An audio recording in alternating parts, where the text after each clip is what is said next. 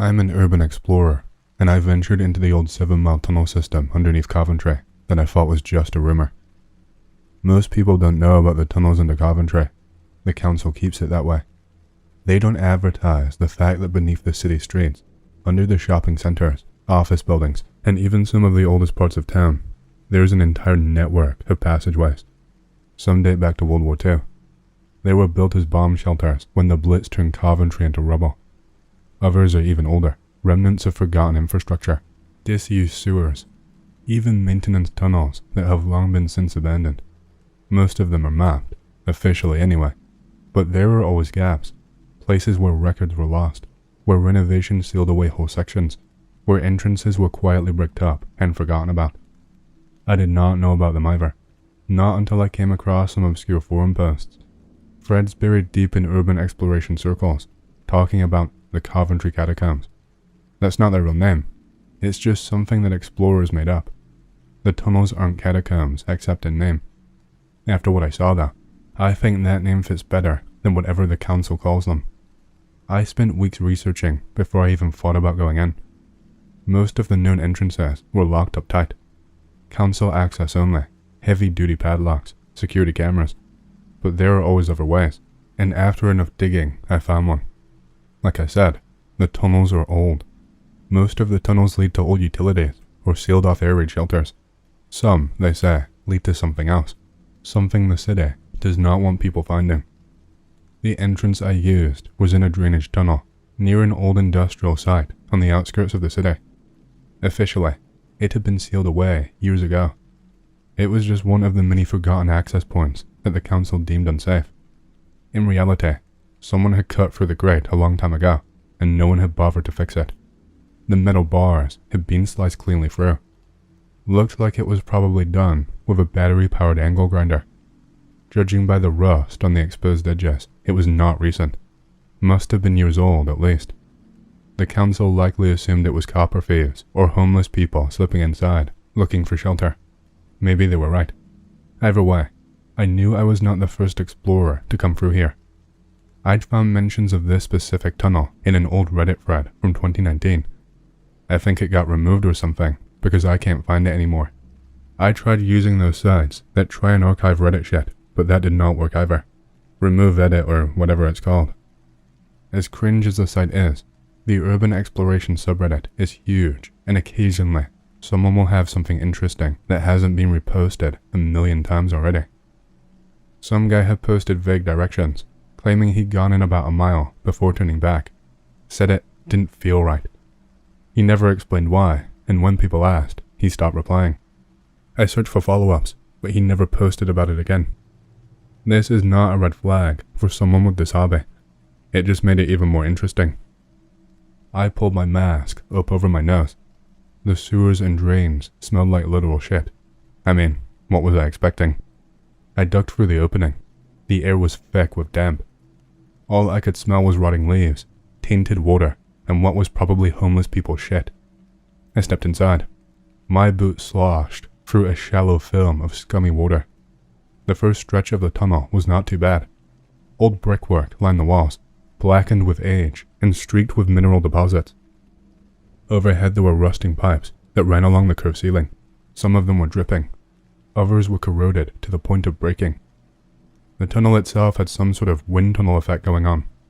Meant that every so often, there would be like a wind moaning or whistling sound echoing through. Made some of the pipes rattle a little bit, which did nothing for my nerves. I moved carefully and kept my steps slow and deliberate.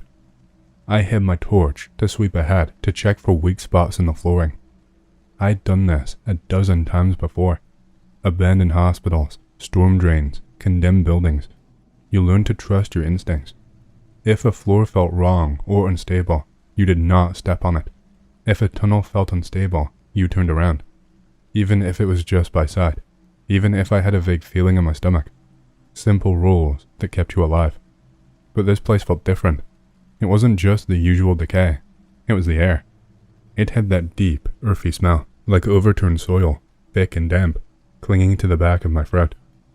Not unusual for underground spaces, but this was stronger, fresher, like something had been disturbed. And beneath that, something sharper, metallic, a faint tang, almost like iron. Blood, maybe. I was hoping for no.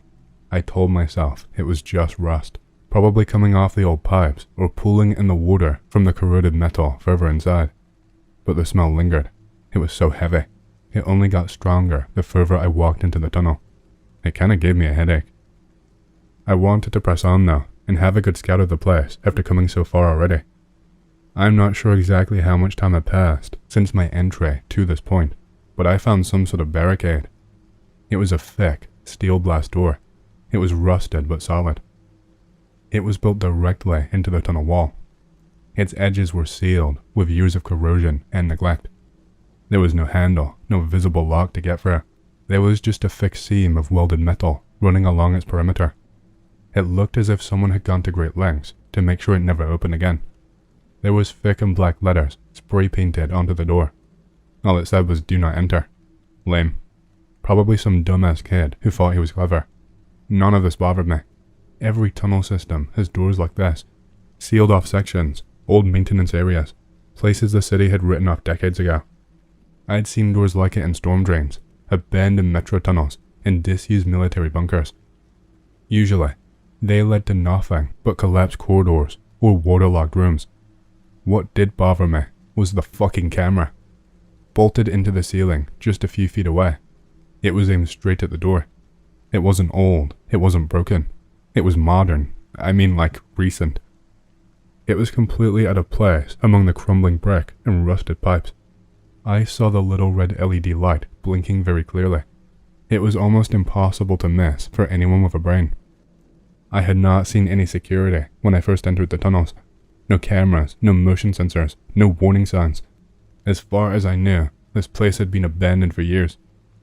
The city barely even acknowledges the tunnels even existed. Who the hell was monitoring this place? It sure as hell was not some homeless community. I stood there for a moment, listening. Nothing.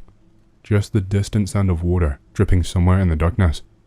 Still, the unease in my gut deepened. I stepped past the camera. I had to force myself to keep moving. I did not look at it again, but I could feel it behind me, tracking my movements. The deeper I went, the worse it got. At first, I told myself I was just being paranoid, but the more I paid attention, the more I realized something. These tunnels were not as abandoned as they should have been. The dust on the floor was not thick enough. I'd been in plenty of places like this before. When a space is truly untouched for years, a thick layer of grime settles over everything. Footsteps leave obvious trails. The air becomes still and suffocating. But here, the dust was disturbed. There were footprints. I crouched down and ran my finger over the marks. They weren't fresh, but they weren't decades old either. Some looked like boot prints. Others were different, narrower, maybe barefoot. I swallowed hard and stood up. This wasn't just an empty tunnel system. Someone had been down here recently. I should have turned back. I didn't, because I'm a muppet and needed the adrenaline rush of making a discovery no one else ever had. I kept going, deeper and deeper into the tunnels. The passages twisted and turned. Some became so narrow that I almost couldn't squeeze my body through. And then I found a fucking body. I thought it was just a pile of rags. A bundle of dark fabric slumped against the base of the tunnel wall. It was mostly hidden by the shadows. Old tunnels like this were always full of discarded junk. But then I swept my torch over it. The light caught something pale beneath the fabric. A hand, all on its fucking own. I stumbled back. I live in fucking Coventry. This is not some normal shit. I had never seen anyone die before. I had especially never seen a fucking severed hand. My brain scrambled to process what I was seeing. The fingers were stiff, curled inward in a half-clenched grasp. The skin had that waxy, unnatural look. The wrist wasn't torn or gnawed. It looked like it was cut, by like a knife or something. The exposed bone made me feel sick and lightheaded. I forced myself to breathe, but I was panicking. My heartbeat pounded in my ears. This wasn't some forgotten war casualty, sealed away behind a barricade for 80 years. This was recent. Again, I don't know why I didn't just run away and call the police. I mean, I probably would get in trouble because technically I shouldn't be down here. but I think a potential murder in a dumped body would probably make them overlook it and go easy on me. I swallowed against the tightness in my throat and stepped forward. I genuinely could not move my eyes away from the scene, no matter how sick it made me feel. The rags were not rags at all. It was a coat.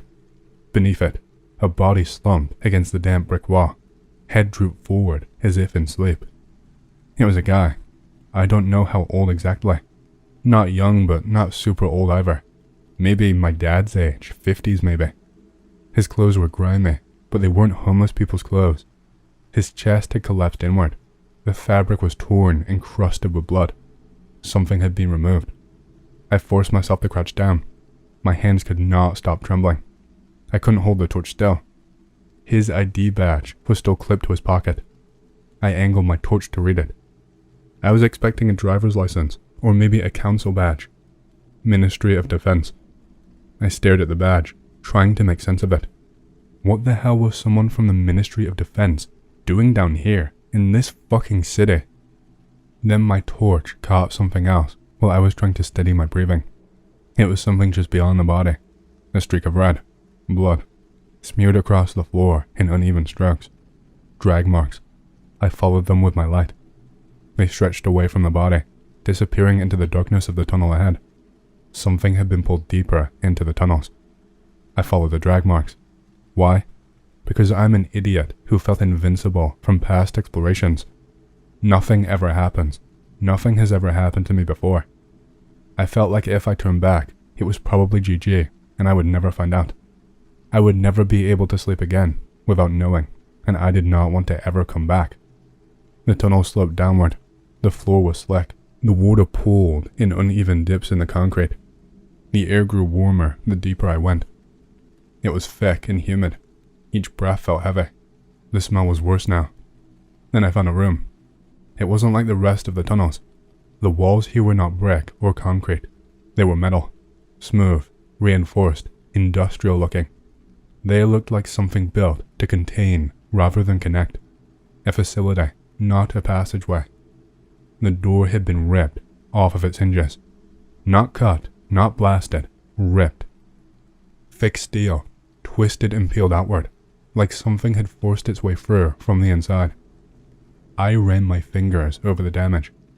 Age and rust had not weakened this door to make it possible. I stepped inside. The first thing I noticed was the floor. It was not empty. Limbs. A tangled mass of severed arms, legs and hands. Some were fresh, others stripped to the bone, gnawed clean. They were piled together as if someone had been sorting them. The tools were next, scattered across a stainless steel tray on the floor. Surgical scalpels, forceps, a hacksaw, a pair of pliers. Some of them clean, others not. A biohazard bin sat nearby. I did not want to look inside, but my eyes flicked toward it anyway. Organs. And at the center of the room there was a chair. A metal chair, bolted to the floor. The armrests were fitted with thick leather straps. The ends dangled uselessly, snapped apart, as if the person strapped to them had ripped themselves free. I swallowed hard. It looked like a fucking workshop for working on humans. A sound broke the silence, a faint, deliberate scrape just beyond the room. I froze. I had to turn off my torch quickly, just in case. I held my breath and listened. I crouched down there for what felt like forever. I heard another sound again, something being dragged, then a breath, low, wet and wrong. I felt a deep chill run through me. Every instinct screamed at me to run, but I didn't. I backed up slowly. My foot nudged something soft. I froze and looked down. While looking down at what I bumped, I noticed that the body that I'd seen before was now gone. The body with the badge. The spot where he had slumped against the wall was empty, save for a smear of red. The blood trail that had first led me to the room had been smeared. My stomach twisted. I felt like I could not breathe again. Every muscle screamed for me to turn and run. I had to this time. I had to just fucking get out now. The run back is just a blur. I don't remember any of it. I reached the entrance after I don't know how long. When I saw the light through the drain tunnel, my legs nearly gave up on me. I just wanted to lay on the floor and rest. Then I heard voices. I nearly shat bricks, thinking they were coming from the tunnel behind me. They were from above though. It was hard to hear. I only got bits and pieces. Something about an entrance being open. I heard gravel crunching. I pressed myself against the wall. I was trying to hold my breath as best as I could. 2 men dressed in black were standing there. I could barely make them out for a few cracks in the tunnel. One of them had a fucking rifle. This motherfucker was just carrying the shit like it was just another day. I had never seen a gun in my life before.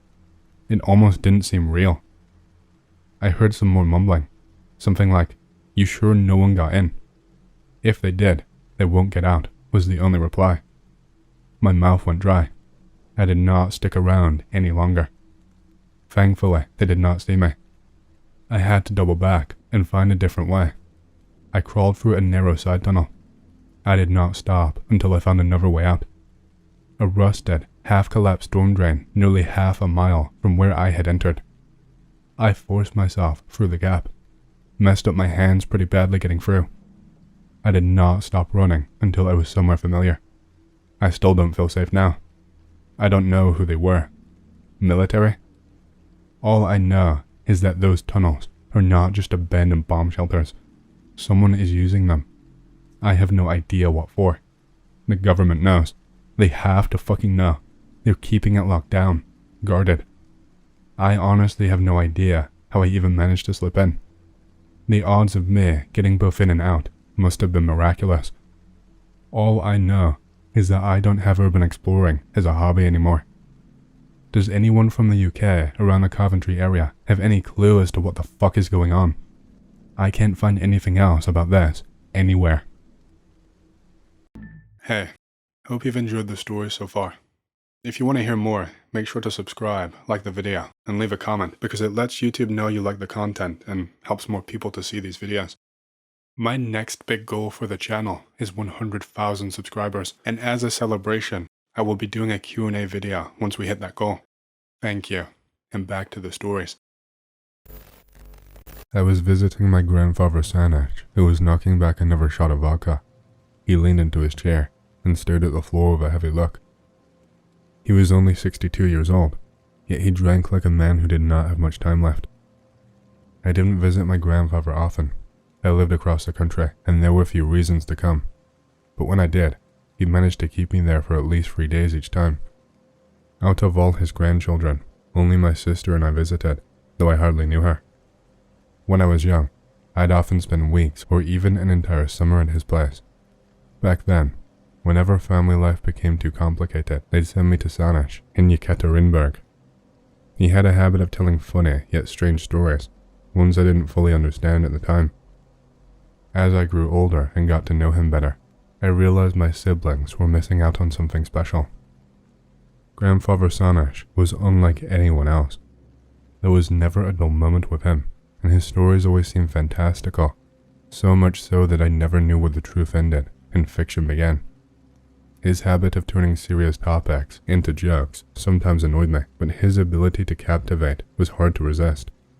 The most intriguing moments would come in the evenings, once he cracked open a bottle or two of Russian truth serum. Tipsy, he'd start sharing story pieces of his youth. For some reason, only in that state did he speak honestly about his past. It never struck me as unusual until recently. A healthy, strong man, raised in the Soviet Union, survived in the 90s, endured his wife's death without a tear, built a big family, yet only opened up about his life when he was drunk. One thing about him always felt peculiar. Around his neck, he wore a small amulet, about a centimeter wide, with a purple gemstone at its center. In the stone was a tiny black and white photo of a girl, no older than 16, with 2 small braids. Relatives, from his mother to his uncle, had all asked, "Who's the girl?" He'd laugh and answer, "She's family too. If it weren't for her, none of us would be here." No one knew her name, her connection to us, or where she'd lived. Not even his wife, his closest companion, had ever known. That night he was staring at the floor, lost in his thoughts. He'd drunk nearly half a bottle. I'm not sure why, but I remembered those odd things about him. His strange amulet and the girl in the photo. We'd grown close over the past year, and I sensed he trusted me. Weighing it carefully, I decided to ask him about the mysterious relative, not wanting him to take the secret to the grave. "Hey, Grandpa, who's that girl you wear around your neck? I don't remember who she is." "Huh, did your father put you up to this?" He chuckled, but the amusement in his eyes faded. "You wouldn't know her. She's been gone a long time." A flicker of sadness crossed his face, and I felt a pang of guilt for bringing up the past, but his mood quickly shifted. He poured another drink, downed it, and looked at me with a glint in his eye. "Tell me, Kolya, do you believe in the supernatural?" The question threw me. I'd expected a scolding, maybe a deflection, but not this. Like God or the devil? Please, all these gods, devils, angels, and demons are nonsense. Then his expression grew serious. He placed his hands on the table and fixed his gaze on me, and for a moment I felt a chill. There are a lot of strange, unexplainable things in this world, Kolya, more than you can imagine.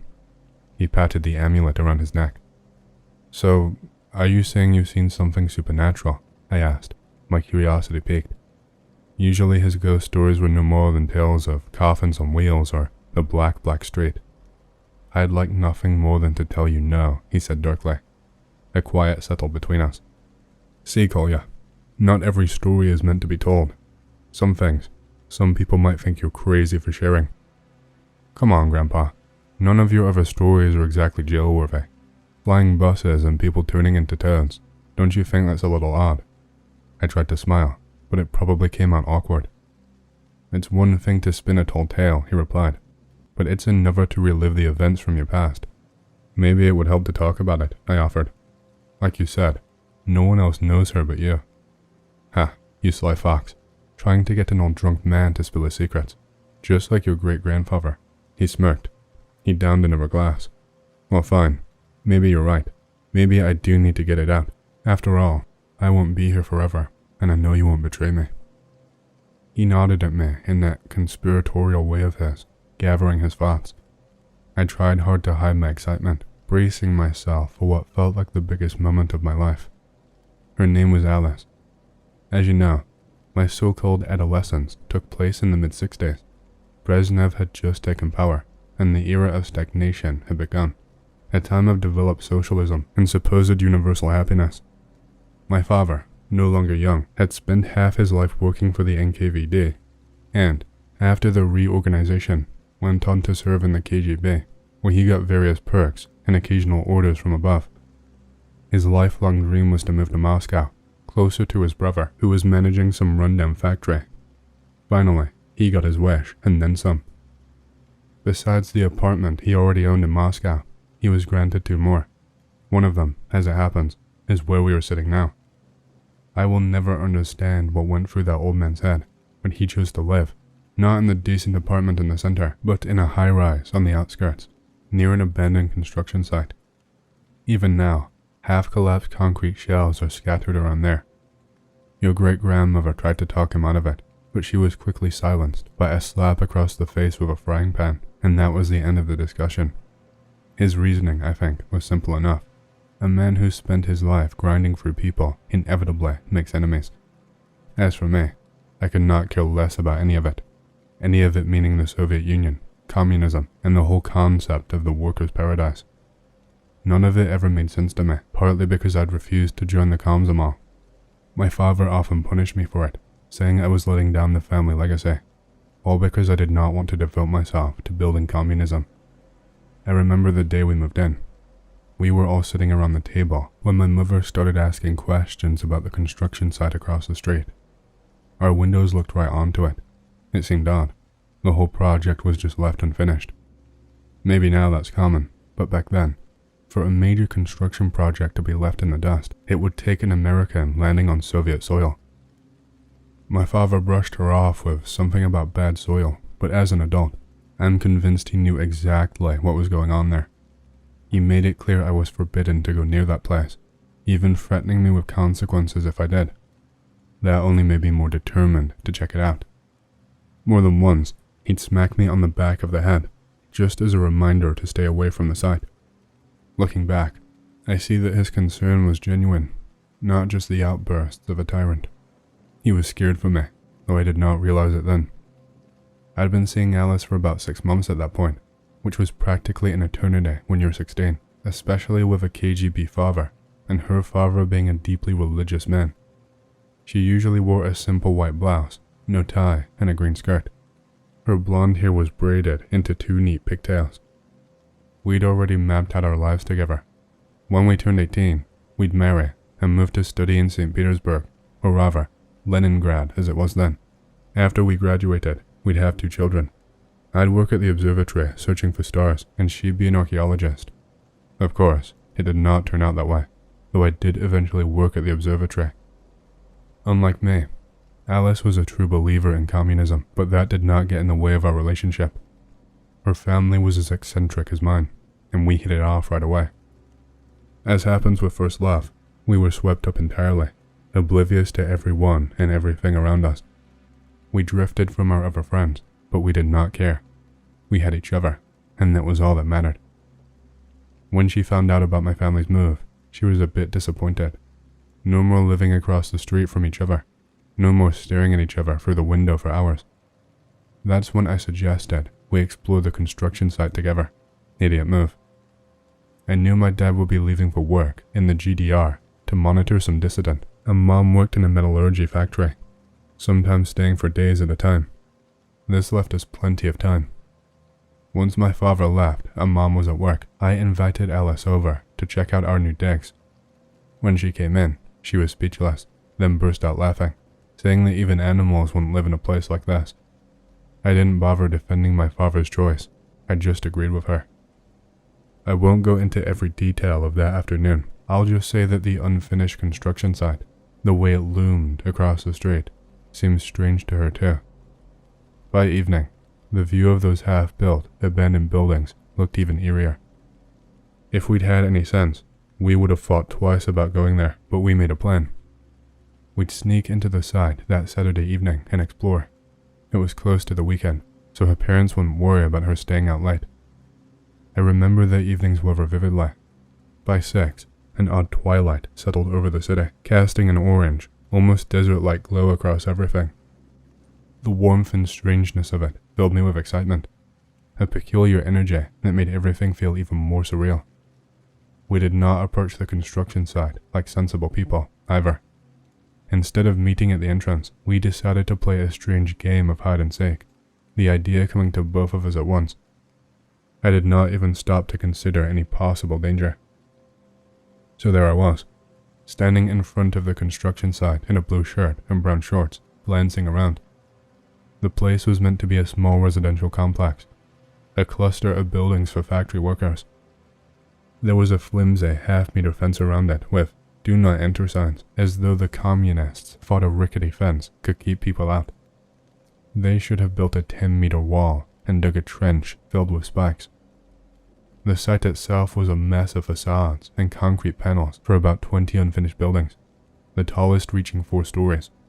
Shovels, slabs, helmets, and other tools lay scattered around. It was a wonderland of rusted steel and cracked cement, the kind of place that sparks a kid's imagination. Getting onto the site was easy enough, and I could see patches of grass trying to grow through the rubble. As I walked through these hollow, concrete shells, I could not help but wonder why everything had been so abruptly abandoned. Someone had spent a lot of money and effort here. Why had they left? While wandering past one of the buildings, a peculiar sight caught my eye. A large red cross painted on one of the walls. At first, I thought it was graffiti, but then I saw 2 other buildings with the same mark. The houses with red crosses did not look any different from the others, but the marks were unmistakable, painted deliberately. Curiosity took over, and I headed towards the 3-story building with a red cross. I entered through what would have been the front door and looked around. The inside was strange, with a massive wall in the middle that split the building in 2. Right in the center was a 5-meter hole, as if someone had forcefully broken through the wall. Shards of broken concrete littered the floor, proof that the breach was recent. For reasons I can't explain, my curiosity overpowered my fear, and I stepped through the hole into the right side of the building. I found myself in a bare room with nothing unusual at eye level, just an ordinary, concrete interior.